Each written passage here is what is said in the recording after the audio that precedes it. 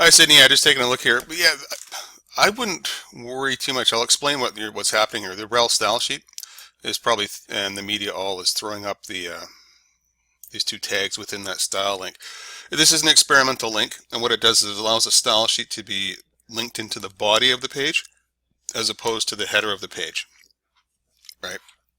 And that's done so that you can take your full screen slider or whatever and actually put it into another page without having to move a whole bunch of style sheets and JavaScript and things like that.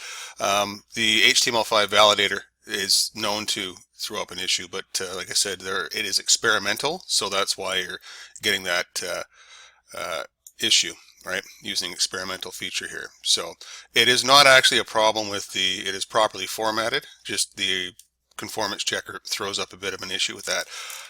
You only have 5 errors in one warning, so that's in one warning, and that's actually quite awesome.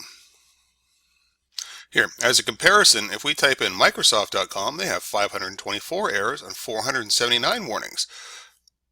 So as you can see, your site very low, and that's only for just using those tags within the actual style sheet link.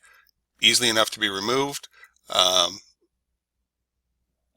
but I don't really see any need for it because it's actually not an issue with the HTML code itself. That's the only time I'd ever be concerned, is if it's actually an issue with the HTML code, which in this case it's not. It's just HTML5, the checker is still experimental because there's still things being added to the HTML5 document format.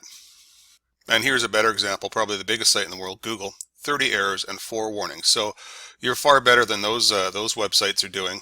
And as you can see here, they've got a whole list of things going on here, little things going on. So I'd say with 5, that's pretty good. And those 5 we're actually aware of.